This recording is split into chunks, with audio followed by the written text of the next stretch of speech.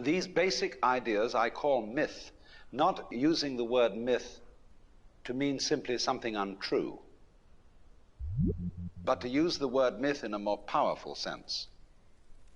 A myth is an image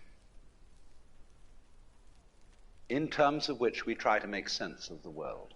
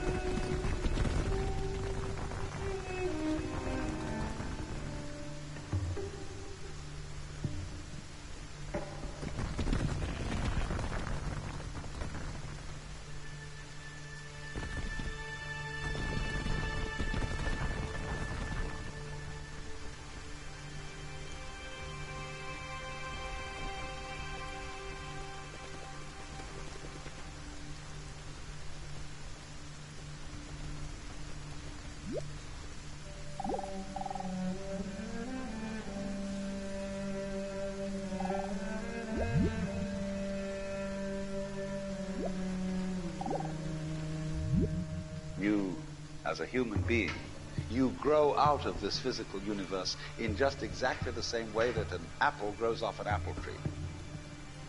So let's say the tree which grows apples is a tree which apples, using apple as a verb. And a world in which human beings arrive is a world that peoples. And so the existence of people is symptomatic of the kind of universe we live in. Just as hair on a head is symptomatic of what's going on in the organs. But we have been brought up not to feel that we belong in the world.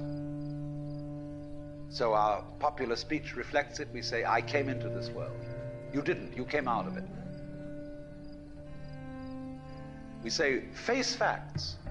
We talk about encounters with reality, as if it was a head-on meeting of completely alien agencies, and the average person has the sensation that he is a somewhat that exists inside a bag of skin, the center of consciousness, which looks out at this thing and what the hell's it going to do to me? I recognize you. You kind of look like me, and I've seen myself in a mirror, and you look like you might be people. So maybe you're intelligent, maybe you can love too, and perhaps you're all right. Some of you are anyway. You've got the right color of skin, or you have the right religion, or whatever it is, you're okay. But there are all those people over in Asia, Africa, and they may not really be people. When you want to destroy someone, you always define them as unpeople.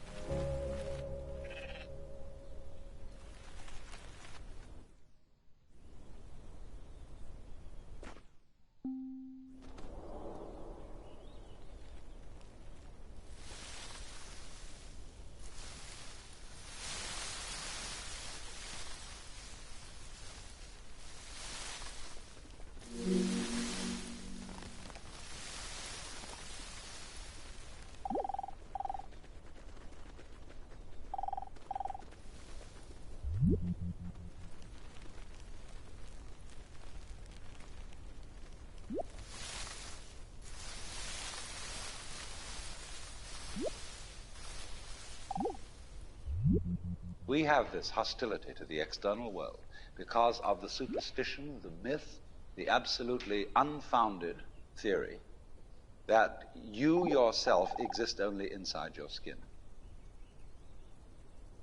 Now, I want to propose another idea altogether. Billions of years ago, you were a big bang. But now you're a complicated human being. But so we define ourselves as being only that. If you think that you are only inside your skin, you define yourself as one very complicated little curlicue, way out on the edge of that explosion, way out in space and way out in time. And then we cut ourselves off and don't feel that we're still the Big Bang.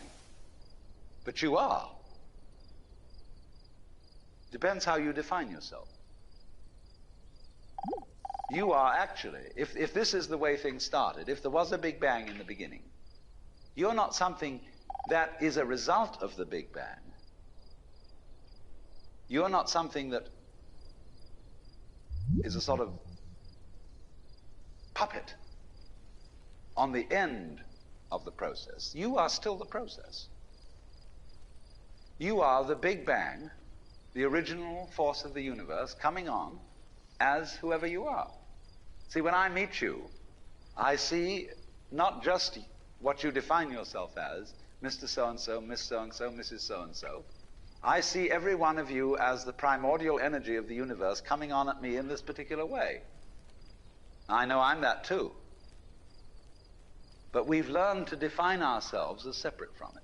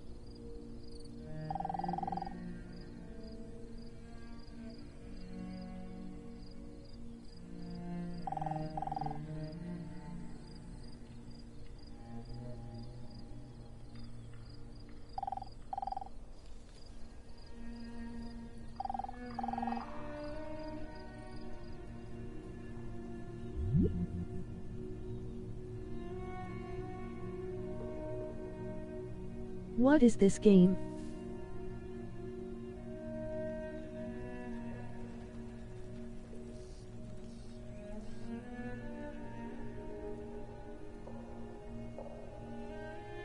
Everything.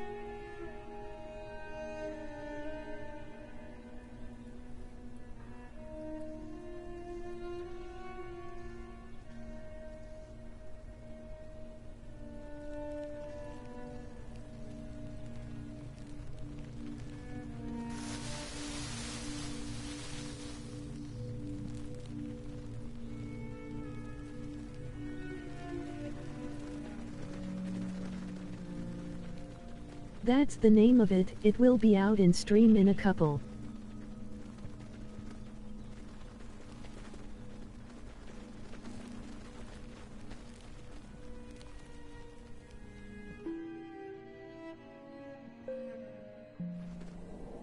What are you supposed to do?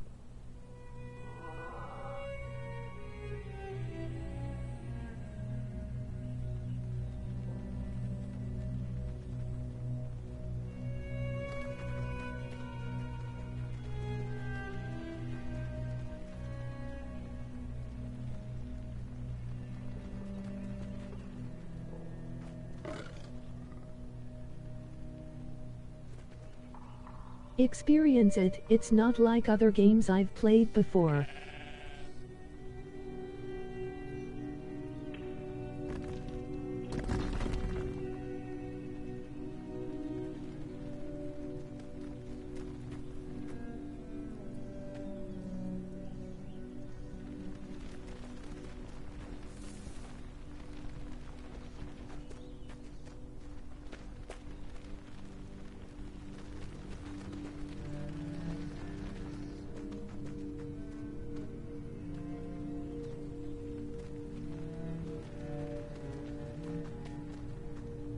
It's supposed to give you a new perspective or let you see.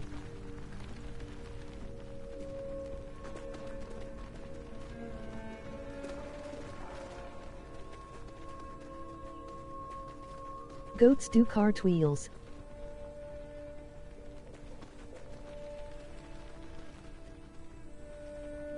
Eager.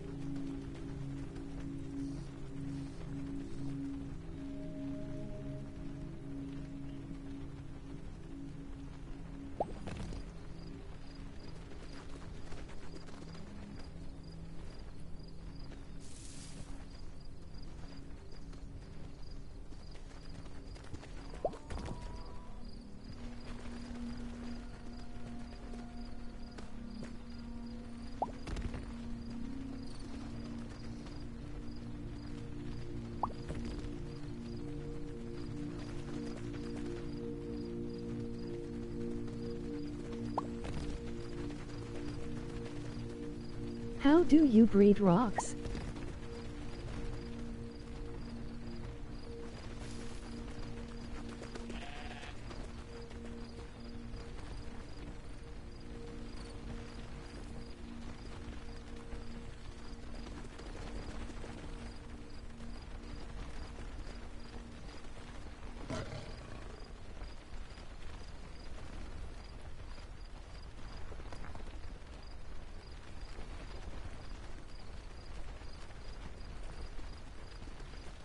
One sec, getting headset set up.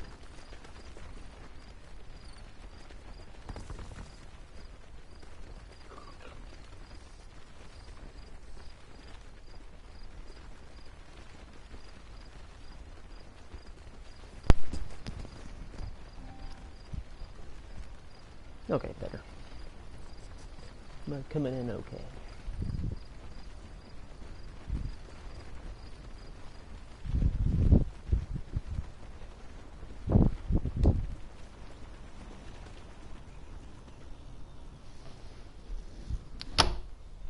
There we go. Alright, so made rock babies, yeah. It's like a really deep version of Spore. But not really.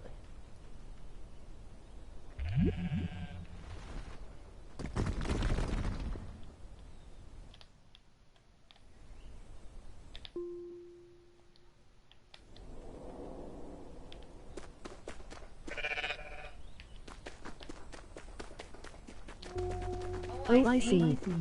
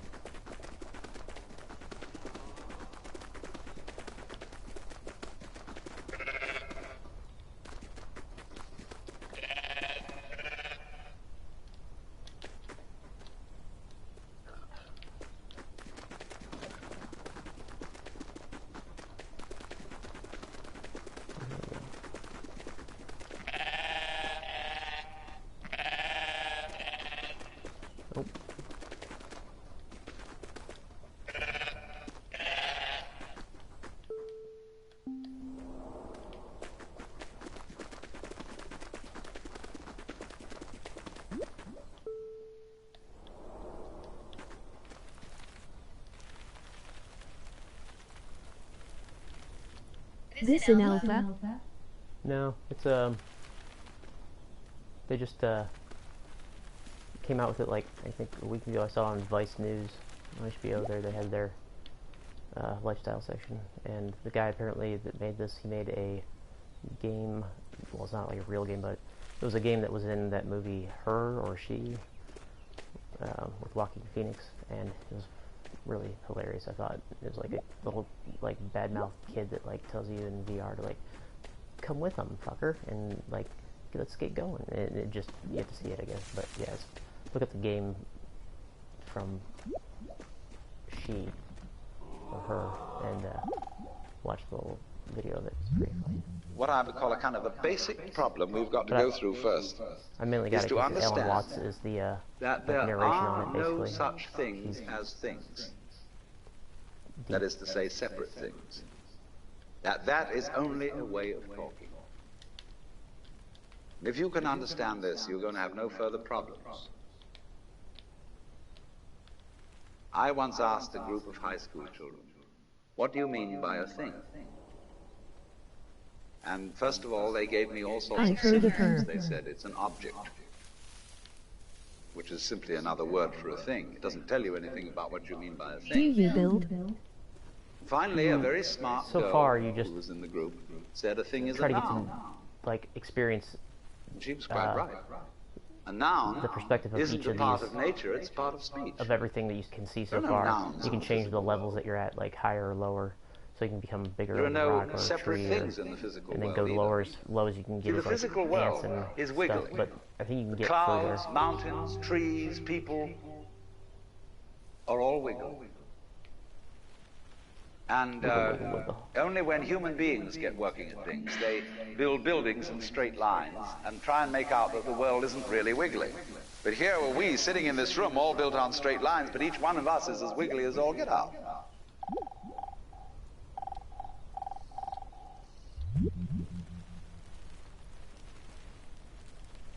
Oh, here we go. I think this might be something new here.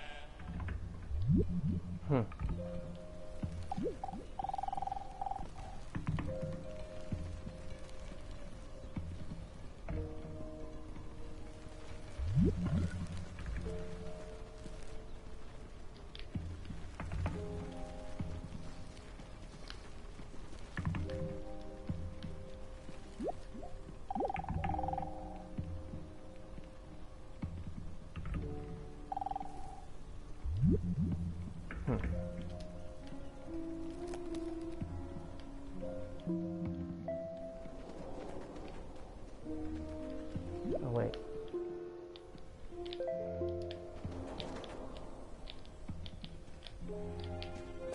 Oh shit, I got it going.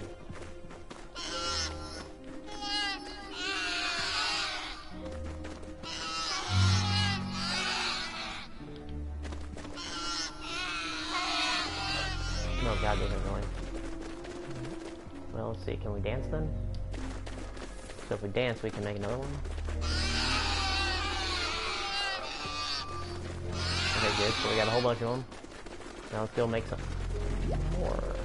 Or ask this rocket stuff.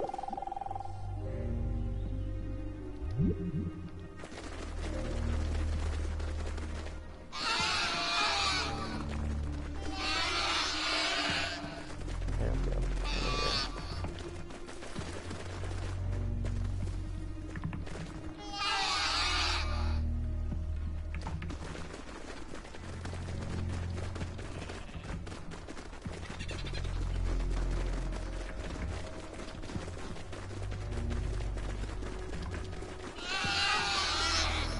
Oh, I want to be a squirrel.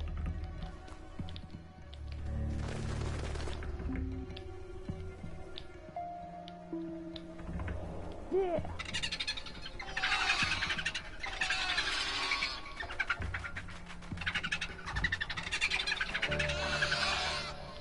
Cool. Okay, now let's make more squirrels. Let's dance. Squirrel dance.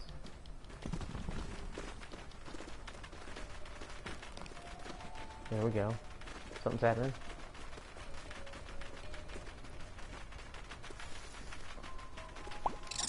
Oh, yeah, squirrel.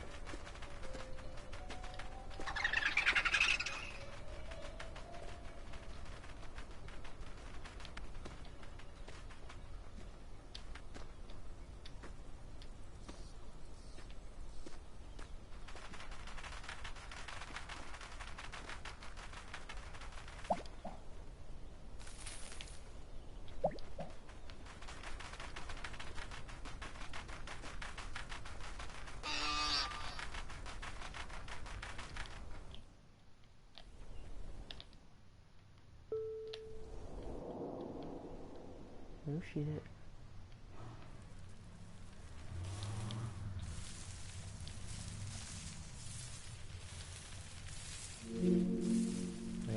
grass. Alright. Need a mushroom? Now then, when you want to get control of something that wiggles, it's pretty difficult, isn't it? You try and pick up a fish in your hands, and the fish is wiggly and it slips out. What do you do to get hold of the fish? You use a net. And so the net is the basic thing we have for getting hold of the wiggly world. A net is something regular. And I can number the holes in a net. So many holes up, so many holes across. And if I can number these holes, I can count exactly where each wiggle is in terms of a hole in that net. But in order to do that, I've got to break up the wiggle into bits. And I've got to call this a specific bit, and this the next bit of the wiggle, and this the next bit, and this the next bit of the wiggle. And so these bits are things which I mark out in order to talk about the wiggle, in order to measure it, and therefore in order to control it. But in nature, in fact, in the physical world, the wiggle isn't bitted. So the world doesn't come thing. You and I are all as much continuous with the physical universe as a wave is continuous with the ocean. The ocean waves, and the universe peaks. And as the wave, I wave at you and say, you. The world is waving at me with you. And saying, hi, I'm here. But the way we feel and sense our existence, being based on a myth that we are made, that we are parts, that we are things, our consciousness has been influenced so that each one of us does not feel that. We feel we have been hypnotized, literally hypnotized, by social convention into feeling and sensing that we exist only inside our skins. That we are not the original bang, but just something out on the end of it. And therefore we are scared stiff. Because my wave is going to disappear. And I'm going to die. And that would be awful.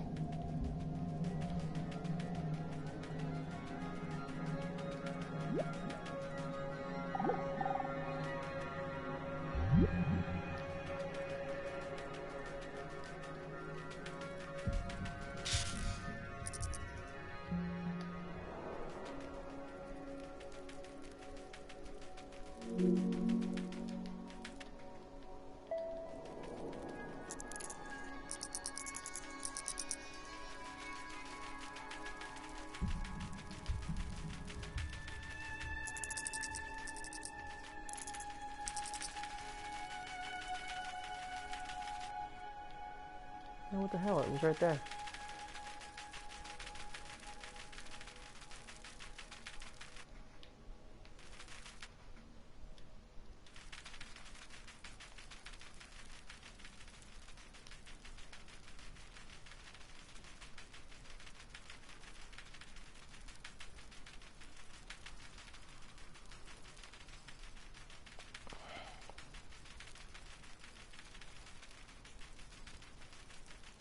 Okay. Where's the baby?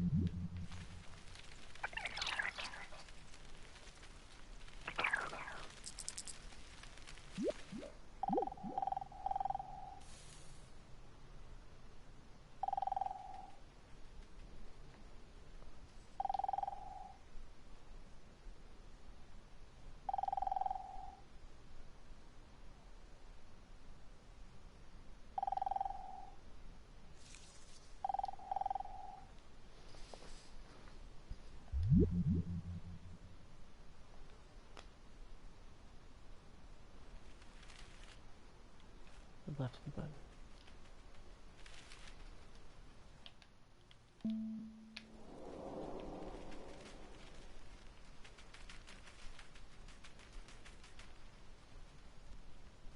The left button.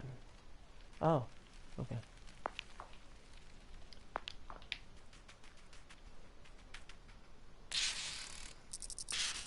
Oh, okay. Oh, cool. All right. Get it? Oh, cool. All right.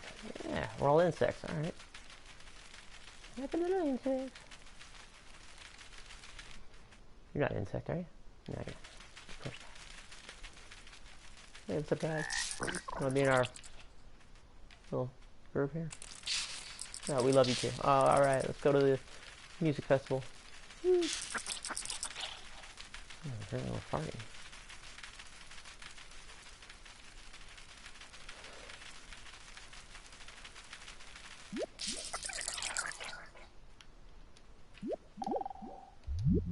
You are a fluke. You are a separate event. And you run from the maternity ward to the crematorium, and that's it, baby. Now, why does anybody think that way? There's no reason to, because it isn't even scientific. It's just a myth. And it's invented by people who wanted to feel a certain way. They want to play a certain game. Camus said there is only really one serious philosophical question, which is whether or not to commit suicide. Should you or not commit suicide? This is a good question. Why go on? And you only go on if the game is worth the candle. Now, the universe has been going on for an incredible long time. And so, really, a satisfactory theory of the universe has to be one that's worth betting on. That's it seems to me, absolutely elementary common sense. If you make a theory of the universe which isn't worth betting on, why bother? Just commit suicide. But if you want to go on playing the game, you've got to have an optimal theory for playing the game.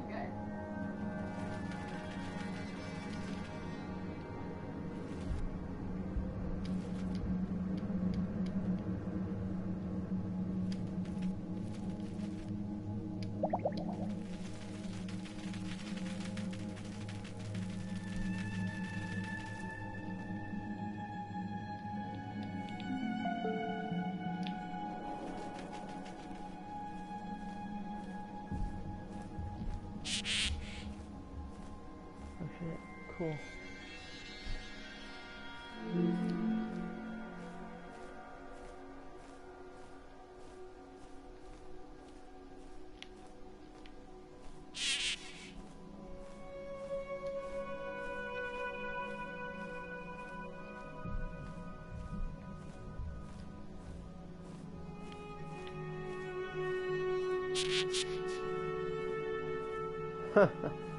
Huge squirrels.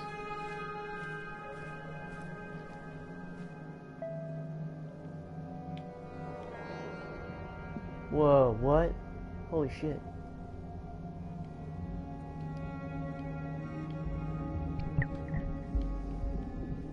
What the hell am I? Pollen?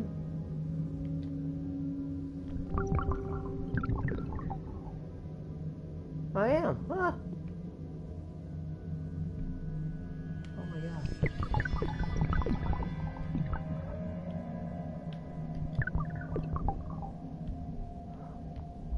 Should be sneezing right now.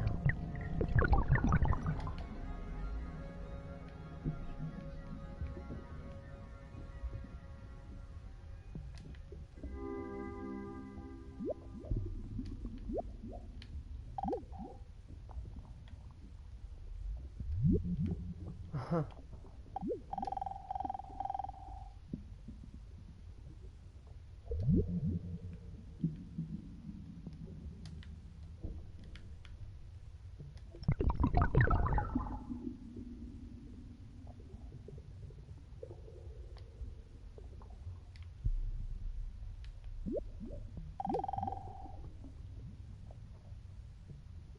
Aw.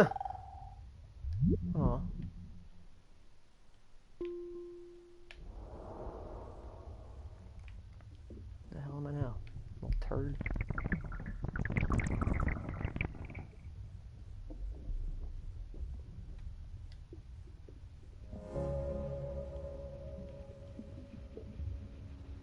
I'm a fungus, huh?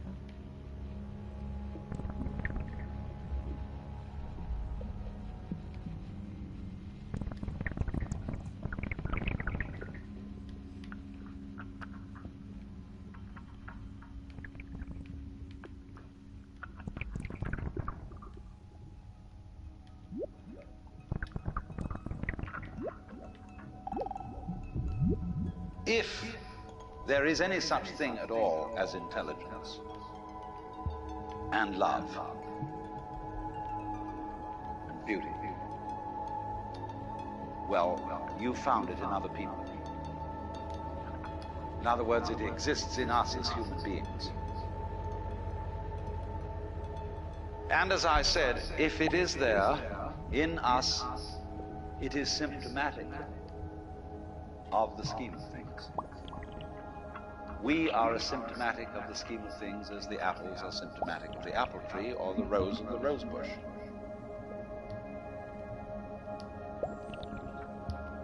The earth is not a big rock infested with living organisms, any more than your skeleton is bones infested with cells. The earth is geological, yes, but this geological entity grows people. And our existence on the earth is a symptom of the solar system and its balances, as much as the solar system in turn is a symptom of our galaxy. And our galaxy in its turn is a symptom of the whole company of galaxies. Goodness only knows what that's in.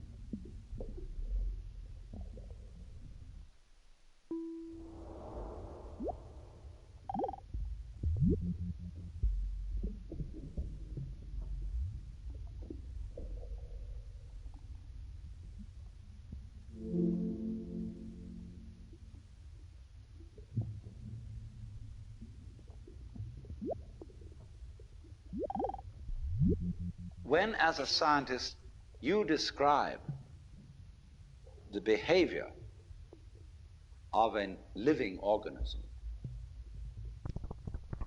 you try to say what a person does. It's the only way in which you can describe what a person is. Describe what they do.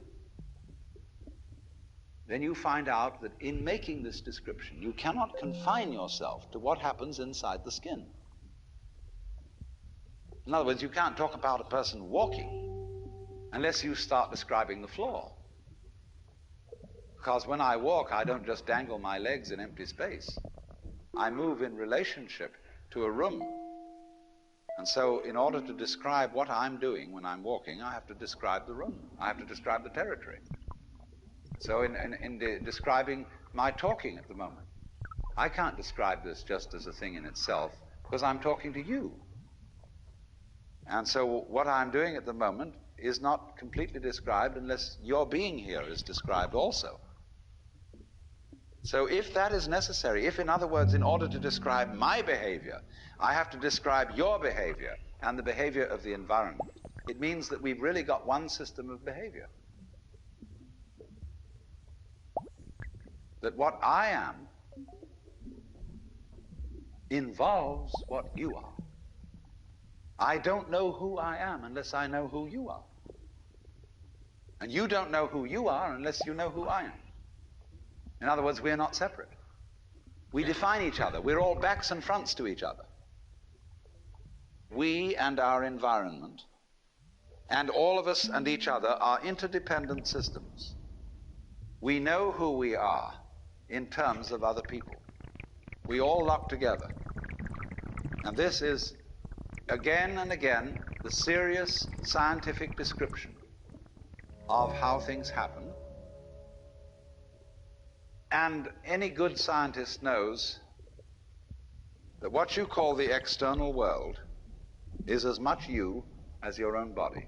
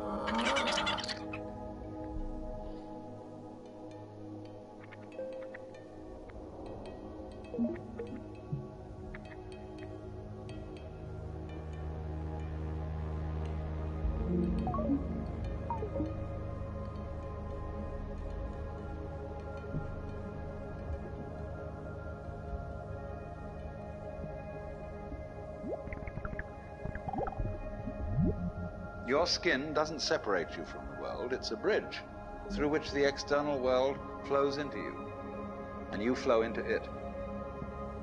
Just, for example, as a whirlpool in water, you could say because you have a skin, you have a definite shape, you have a definite form. The whirlpool is a definite form, but no water stays put in it. The whirlpool is something the stream is doing. And exactly the same way, the whole universe is doing each one of us. And I see you today, and I recognize you tomorrow, just as I would recognize a whirlpool in a stream. I'd say, oh yes, I've seen that whirlpool before. It's just near so-and-so's house on the edge of the river, and it's always there. So in the same way, when I meet you tomorrow, I recognize you. You're the same whirlpool you were yesterday. But you're moving. The whole world is moving through you. All the cosmic rays, all the food you're eating, the stream of steaks and milk and eggs and everything is just flowing right through you. When you're wiggling the same way, the world is wiggling, the stream is wiggling you. But the problem is, you see, we haven't been taught to feel that way. The myths underlying our culture and underlying our common sense have not taught us to feel identical with the universe, but only parts of it, only in it, only confronting it, aliens. And we are, I think, quite urgently in need of coming to feel that we are the eternal universe, each one of us. Otherwise, we're going to go out of our heads. We're going to commit suicide. This would be nuts while tripping. Courtesy of H-bombs. And, all right. Supposing we do, well, that will be that. I wholeheartedly agree. Life making experiments on other galaxies. Maybe they'll find a better game.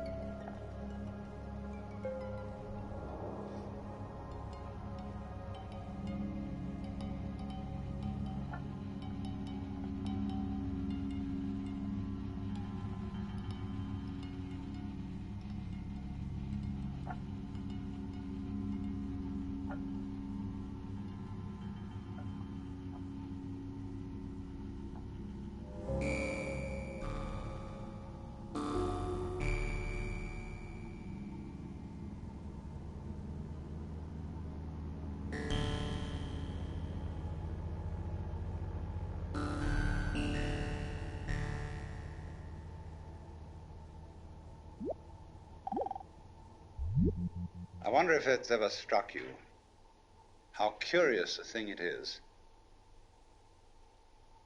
that most of the things that we experience we regard as things that happen to us, which we ourselves do not originate, which are events expressing some sort of power or activity that is external to ourselves. And if you consider that, you realize that what you mean by yourself is rather narrowly circumscribed. Even events that go on in our own bodies are put in the category of things that happen to us in the same way as things that go on in the world outside our skins.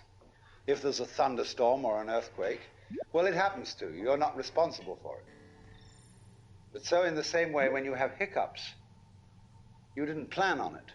If you have belly rumbles, you had no intention of doing it. And as to the catastrophic act of getting born, well, you had nothing to do with that. And you can spend all your life blaming your parents for putting you in the situation in which you find yourself. And this way of looking at the world in this sort of passive mood as something that happens to you goes right down to our general feeling about life. It goes down to the way in which we have been accustomed to look at human existence as a precarious event in a cosmos that, on the whole, is depicted as being completely unsympathetic and alien to our existence.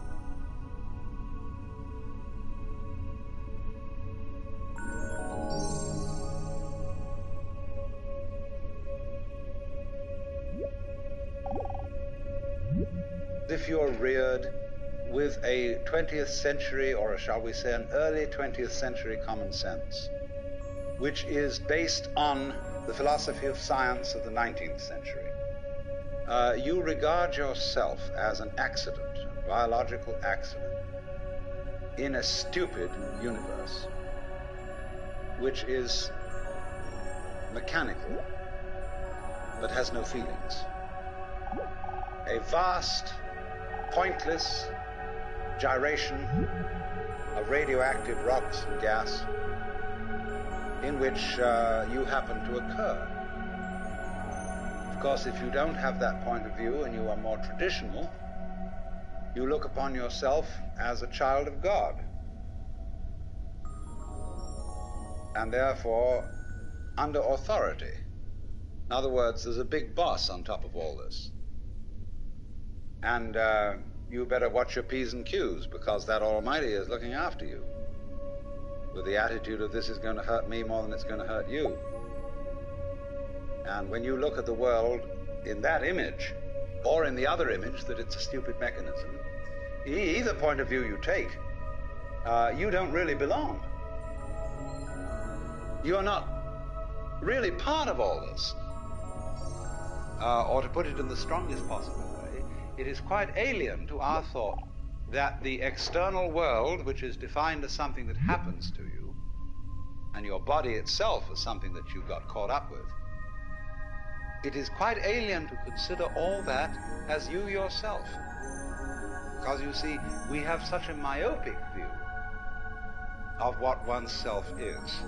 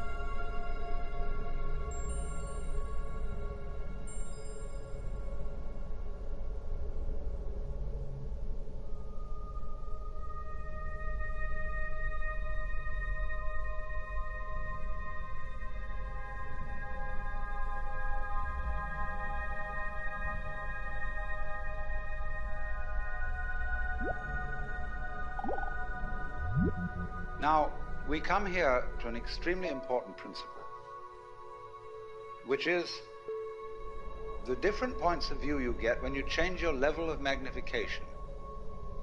That is to say, you can look at something with a microscope and see it a certain way. You can look at it with the naked eye and see it in a certain way. You look at it with a telescope and you see it in another way. Now, which level of magnification is the correct one? Well, obviously, they're all correct. They're just different points of view. When we examine our bloodstreams under a microscope, we see there's one hell of a fight going on. All sorts of microorganisms are chewing each other up. And if we got overly fascinated with our view of our own bloodstreams in the microscope, we should start taking sides, which would be fatal, because the health of our organism depends on the continuance of this battle. What is, in other words, conflict at one level of magnification is harmony at a higher level. Now, could it possibly be, therefore, that we, with all our problems, conflicts, neuroses, sicknesses, political outrages, wars, tortures, and everything that goes on in human life, are a state of conflict which can be seen in a larger perspective as a situation of harmony?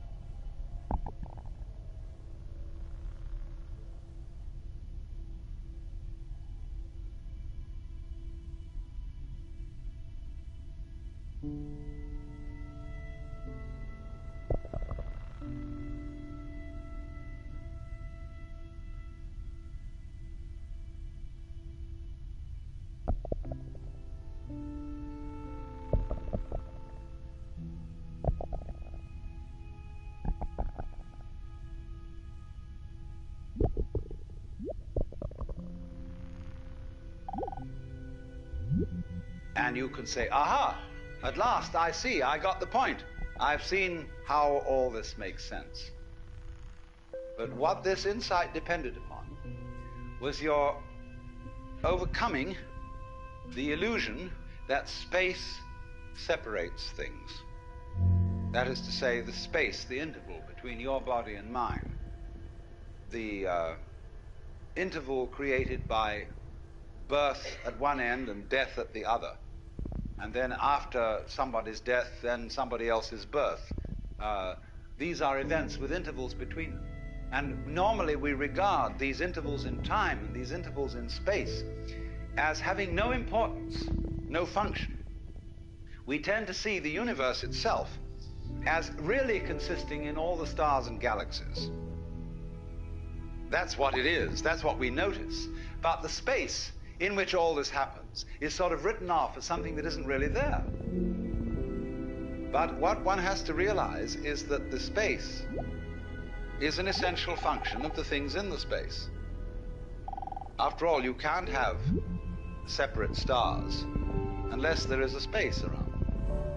Eliminate the space and you will see you couldn't have this phenomenon at all.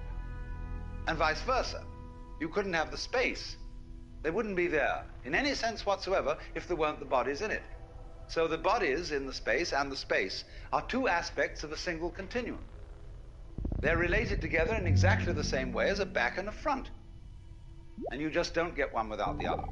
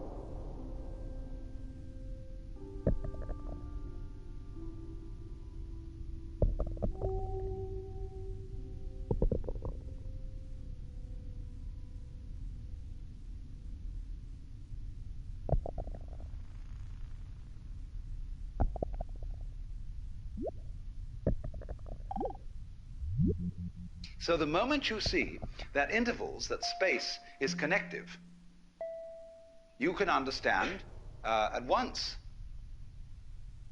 how you are not just to be exclusively defined as a flash of consciousness that occurs between two eternal darknesses. That you consider that in the darkness that comes before your birth, there was no you, and in the eternal darkness that follows your death, there is likewise no you.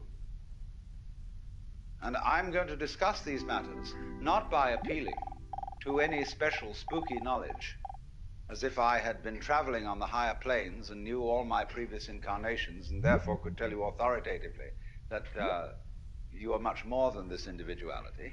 I'm going to do it on a basis of complete common sense, that everybody has access to the facts.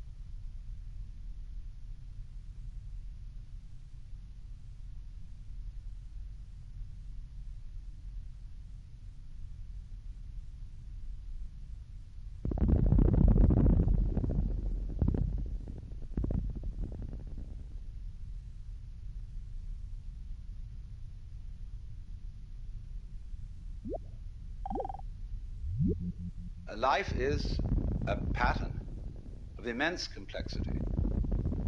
And what you call yourself as a living organism, say, I am my whole body at the very least.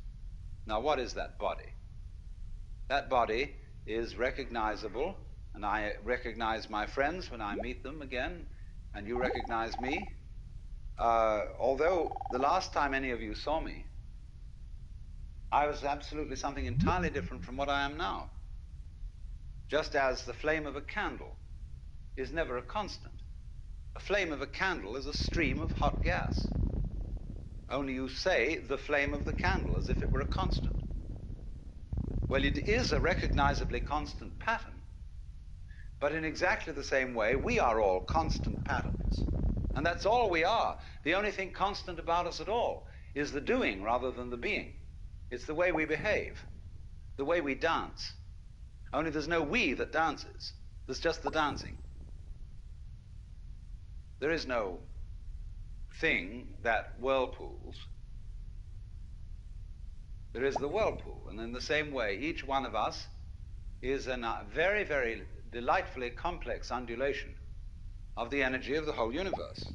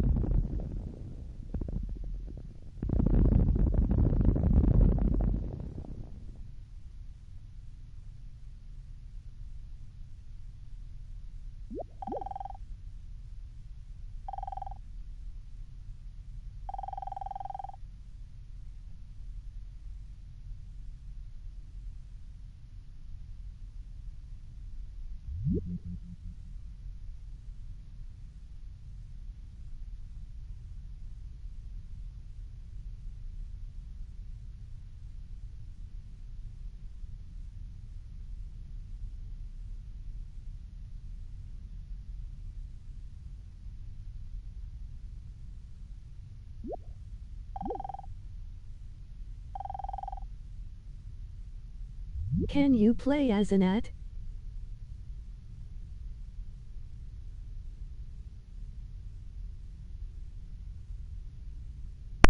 You can play as an ant, but as an at, like the word, I don't know.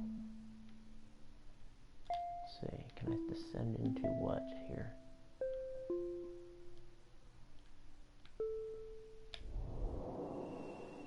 Oh shit. What? I'm back. I've descended back into the... Okay. Oh, I can... And LOL.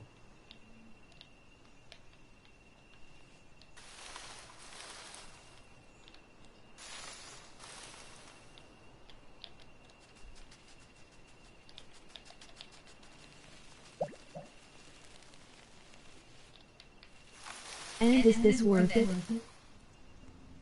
I like it so far. It's thought-provoking. Different. I don't know. I haven't really gotten...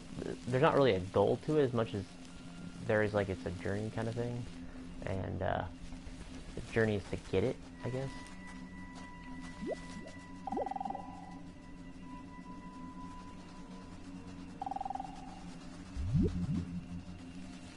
It's like, it's supposed to be introspective.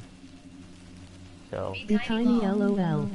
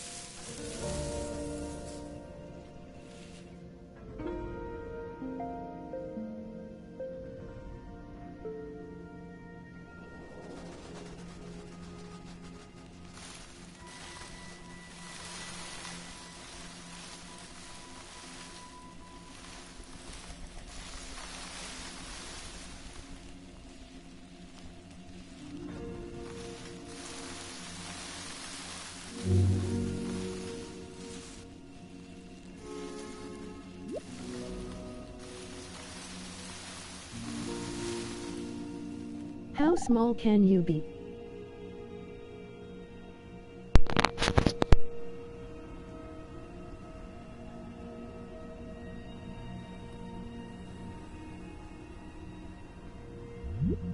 Because life is basically a game of hide and seek. Because life is pulsation. On and off. Here it is, and now it isn't. And by being this pulsation, we know it's there. Now, from those very tiny fast rhythms, which give us the impression of continuity, Sorry. there are also you can get to the Planck scale. You can be as small as and these are very difficult. one-dimensional dots. And they impress us and depress us as our own life and death, as our coming and going, which goes for what is to us such a slow pace that we can't possibly believe that it is really a rhythm. We think of it as our birth, as something quite unique that could never occur again, because we're so close to it, you see, and it's moving so slowly. So there's like the first dimension there.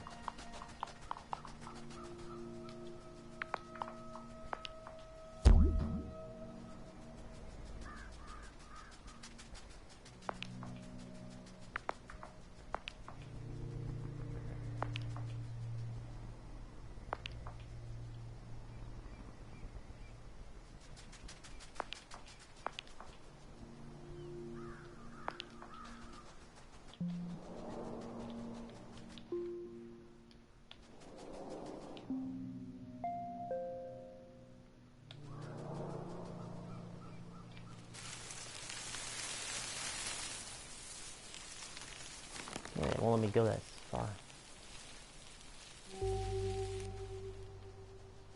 Okay, 9%, great, whatever.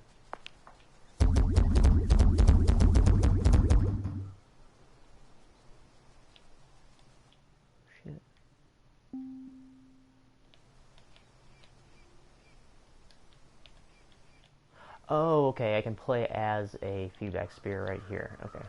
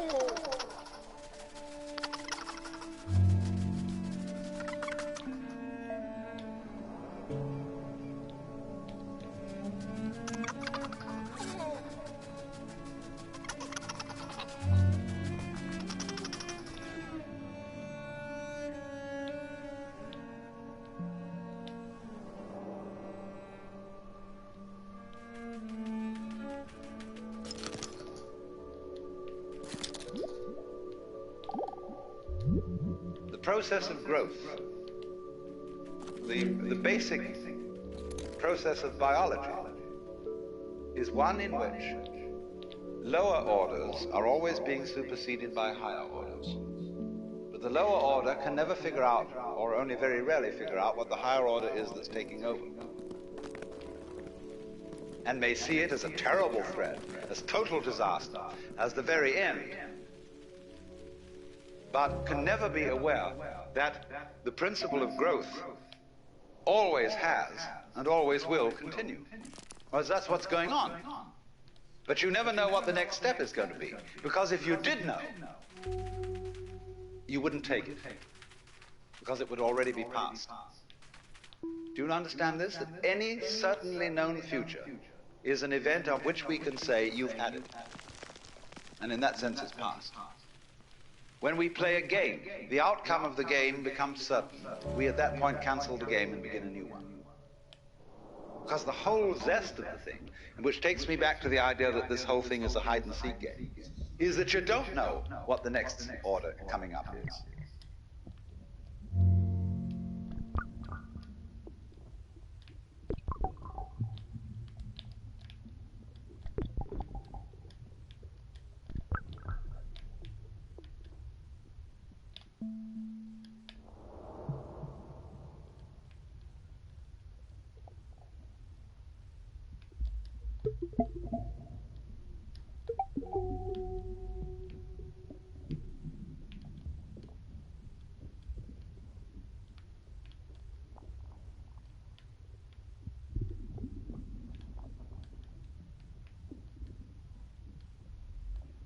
Holy shit.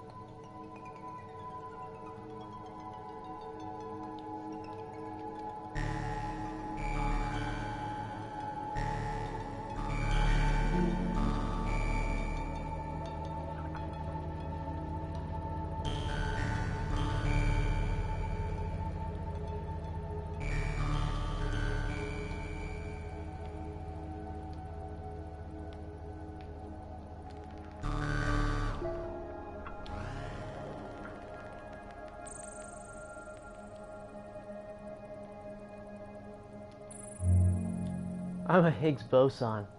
Oh shit.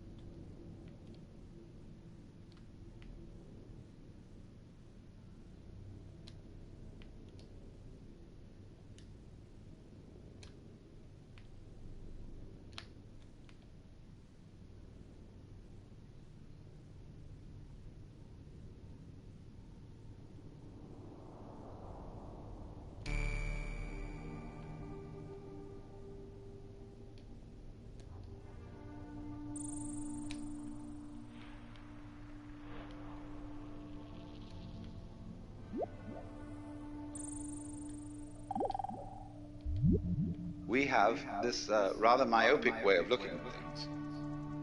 And we screen out from attention anything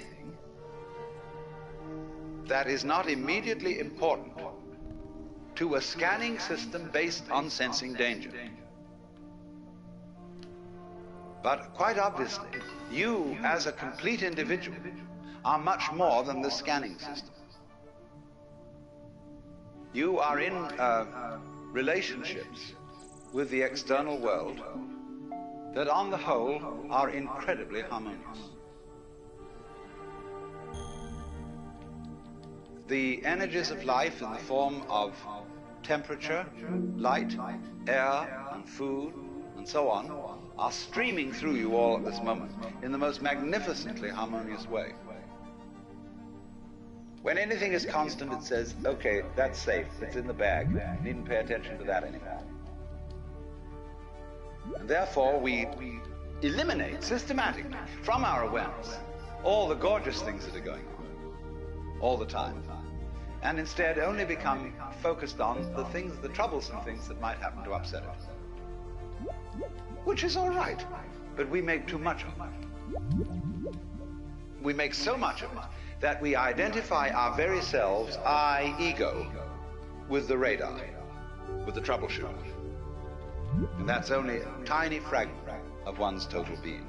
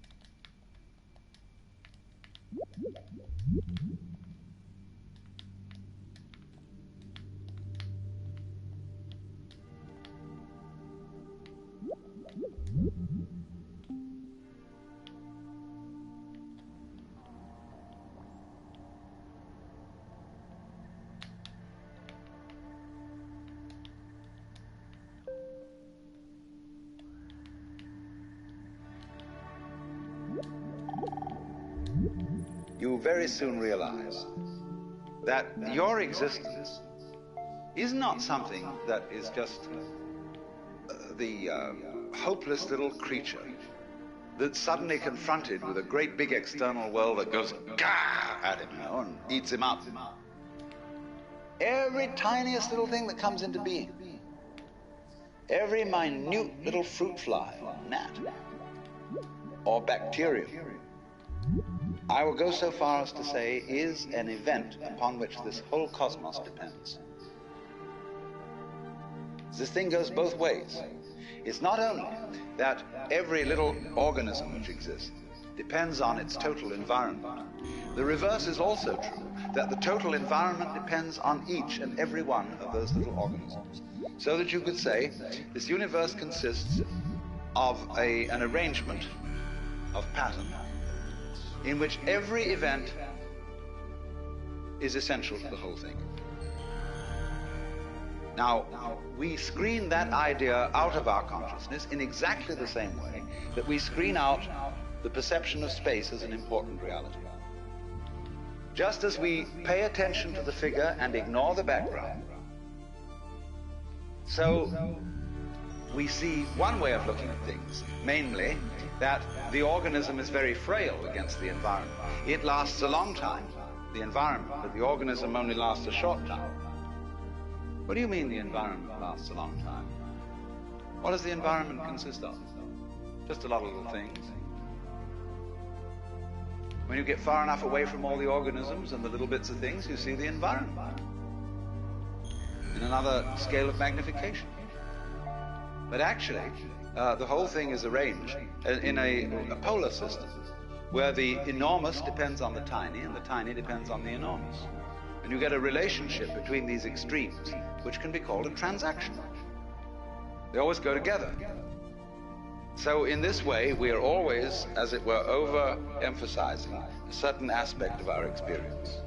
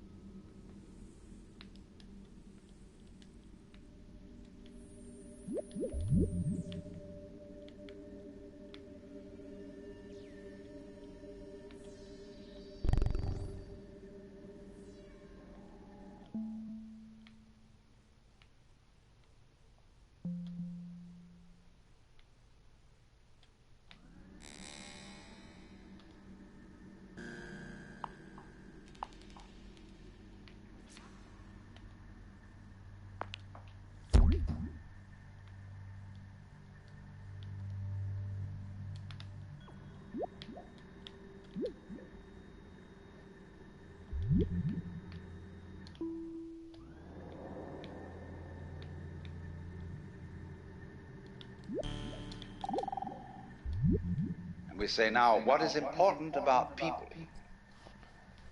Is their unique individuality. And we have been given an immense psychic investment in our own individuality by our upbringing. What are you going to amount to? What are you going to contribute to human life? What's your particular destiny going to be? It's a fine idea. But the thing we don't understand is that it won't work, this great idea, without being balanced with its opposite. Just as you can't have the back without the front. So you cannot have the values of a unique personality unless at the same time everybody recognizes that there is another level at which we are not unique at all, but that I am you and you are I. You see, every one of you feels that you're the center of the universe, and that everything else is happening around you in a circle. You can turn around and you can see sort of equally far in all directions, especially if you're in a ship in the middle of the ocean. So you're in the middle. And it's true from the standpoint of astronomy. We live in a curved space-time continuum, that is to say in a universe at which every point may be regarded as the center. Consider a sphere. Here's a ball. What point on this ball is the center of its surface? You can see at once that any point can be the center of its surface. So legitimately, all points in the universe are the center.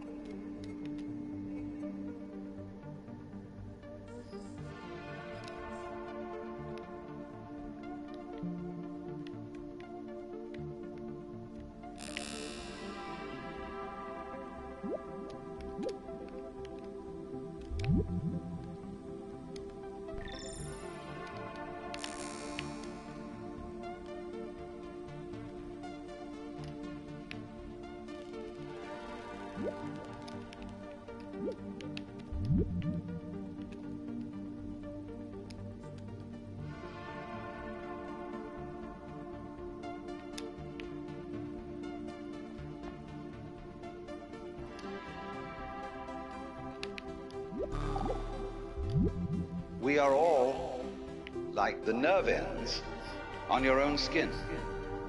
See, at every point on your skin, there's a little nerve end going beep and getting information from the outside world. Another and another and another, all over. And they all constitute your total sensitivity.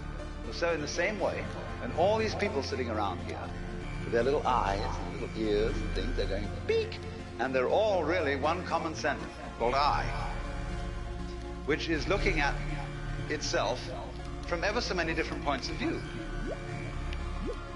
Only we are so close to it, and we are so absorbed in the different ways each one of them is doing, that we neglect the community underneath.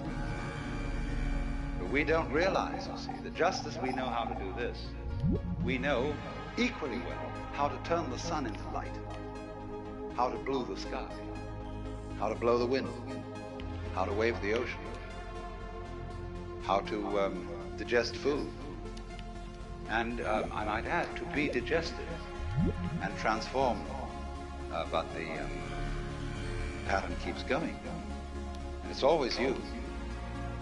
Only you see, you have this marvelous capacity to transform yourself without knowing that you're doing it. Therefore, you keep surprising yourself. And therefore, you keep on doing it. Because if you didn't surprise yourself, you wouldn't go on doing it. It's just the very fact, you see, that you seem to be the victims of the thing you don't understand, and that you seem to conclude your life every time in a wipeout called death, where all your control goes, is just exactly that opposite condition to what you call being alive, that allows you to be alive.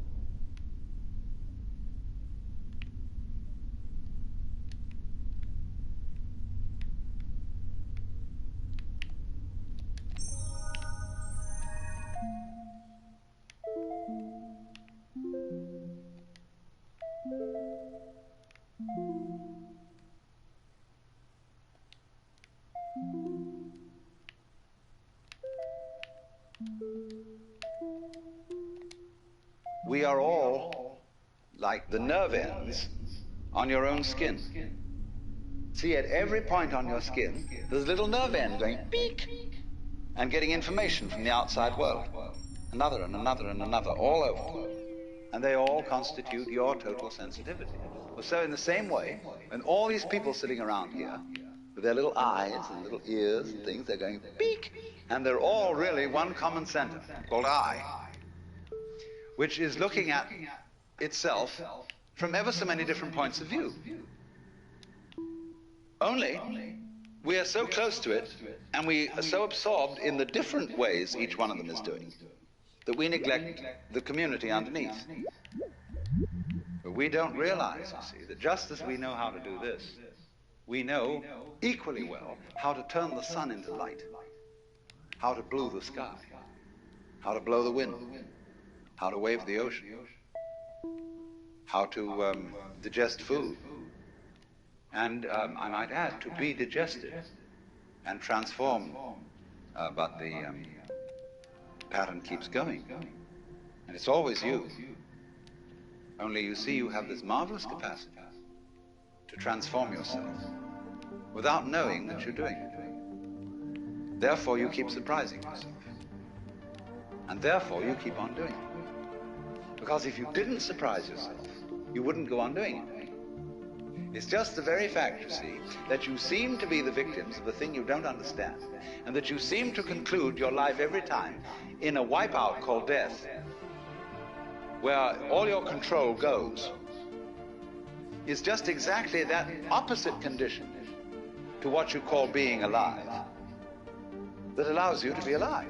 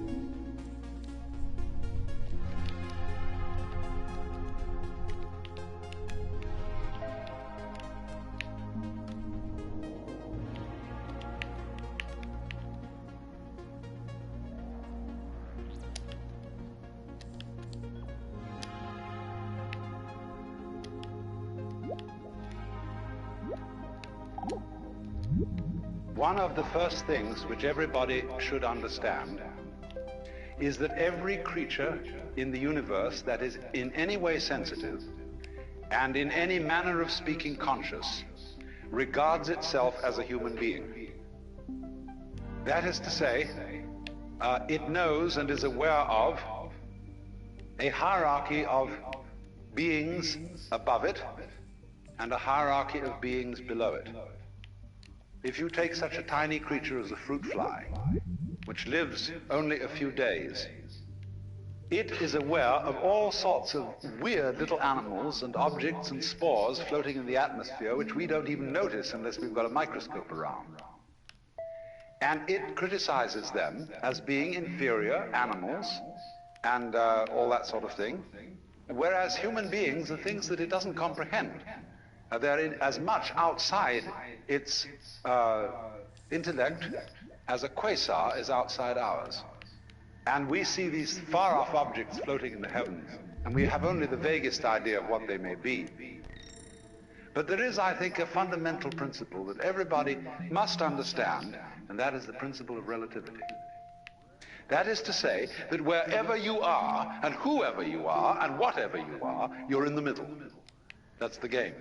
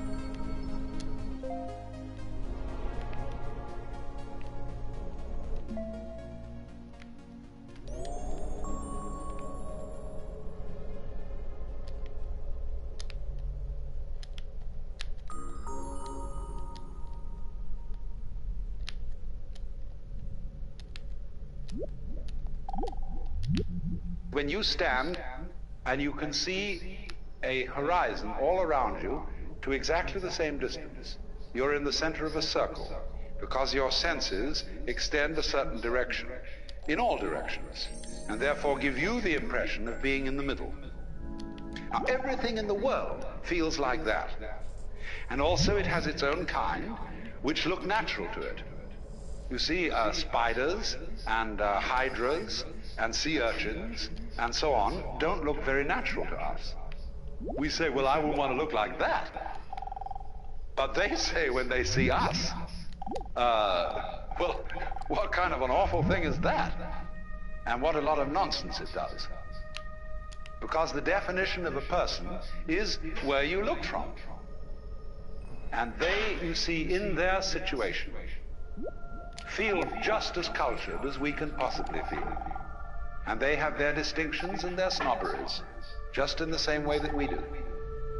Because you see, they dig all sorts of things that we don't even notice.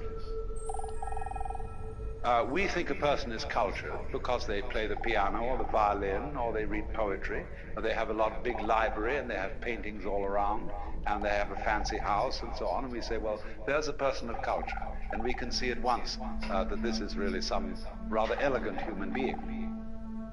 But when you get down into the world of fishes, they have exactly the same thing.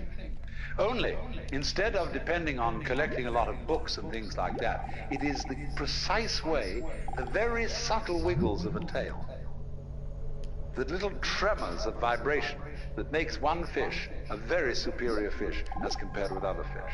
And all the other fish look at that one and say, oh my, to be like that, what a genius. To be able to do just that little extra thing, see? Because they're very sensitive.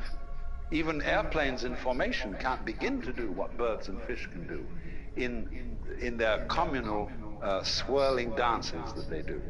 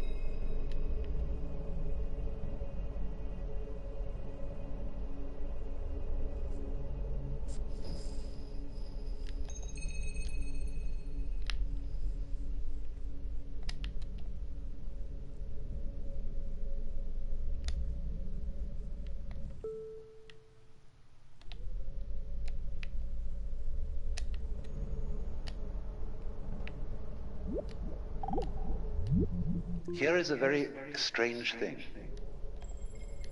That every creature, therefore, which feels that it is human, and which knows that it's there in the same way as you know you're here, experiences being here as constituting a sort of blockage, the sensation of a certain tension which constitutes the feeling of I-ness, of there-ness, of being here.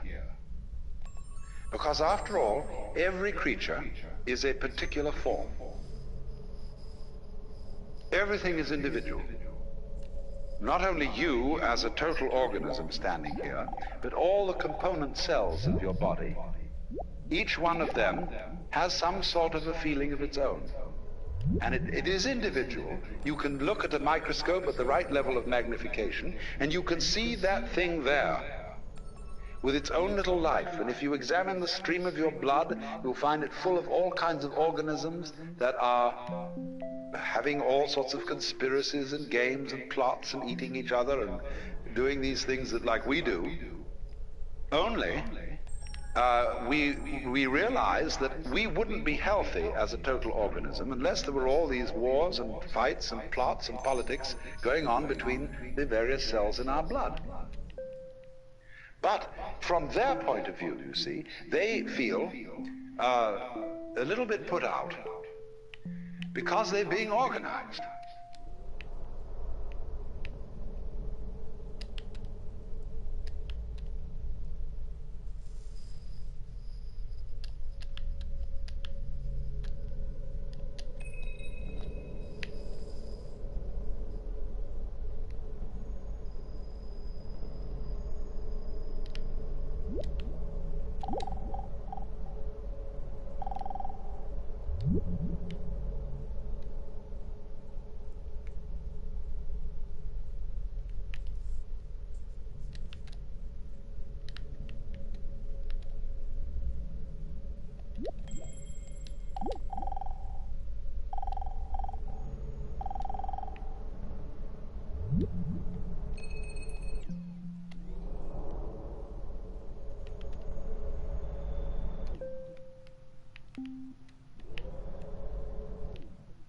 Blow up Earth.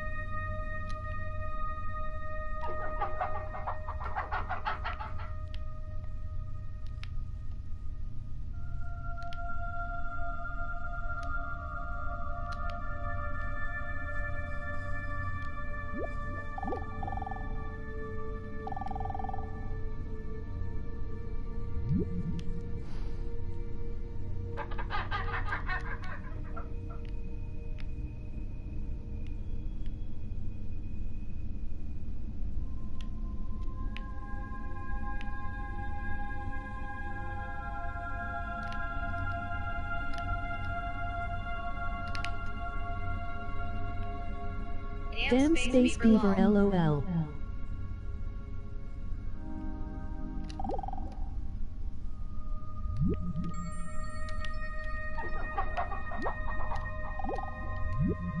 There is this sensation of practically every living being of constituting a center of tension and of resistance.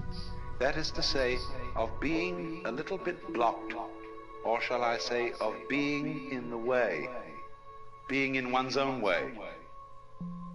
Imagine the opposite. Let us suppose, for example, that you got up in the morning with a feeling of total transparency. There's no resistance in your organism to the external world. You just float through it.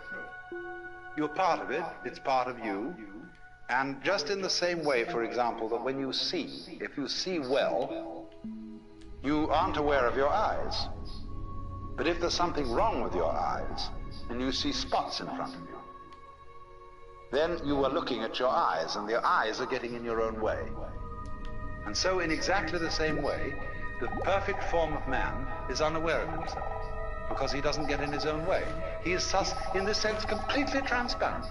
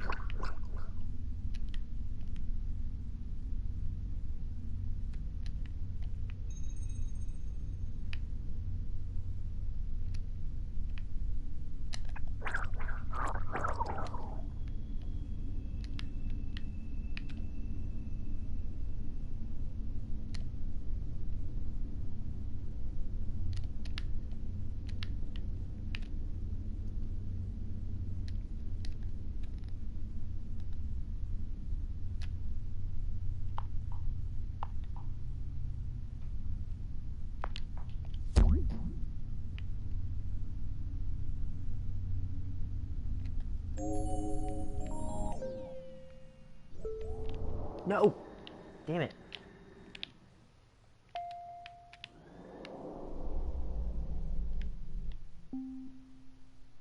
Shit.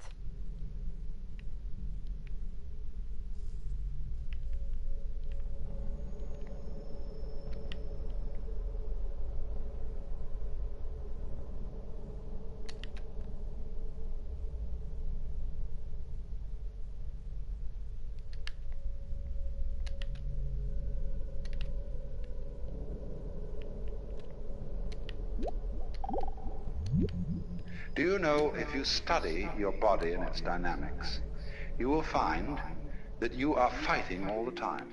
Most people are, some aren't, but most people are fighting the external world all the time. Very many people are afraid that they will fall apart or somehow disintegrate if they don't make efforts to hold themselves together, or else that they will be disintegrated by some outside agency if they're not constantly on the alert like this, all around, you see, to protect themselves. Now, I'm not saying you shouldn't do that, but I'm inviting you to become immensely aware of the fact that if you do that at all, that you do it. And that you have, therefore, this sense of being alone, of being a particular, separate form that is unlike any other form on earth. That's just you. And concentrate on that.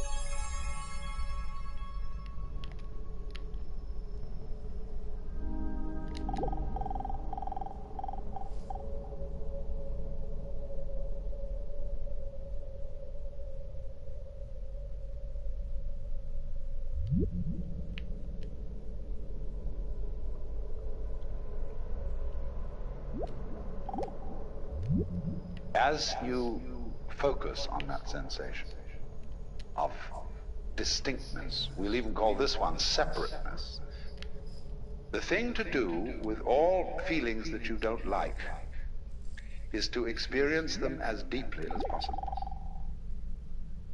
and go into the inmost depths of loneliness, and indeed, let us say, the inmost depths of selfishness.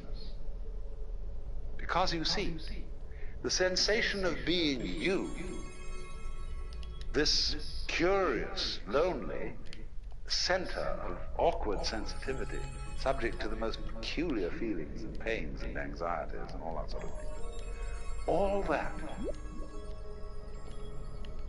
is an essential prerequisite for feeling something else. These two experiences go together. So what anyone or any being whatsoever who has a sense of centrality, who has a sense of selfhood, who has a sense of identity, that sense of identity is inseparable from something else going on that is defined as not being me, as not being under my control, and that may jump at any time.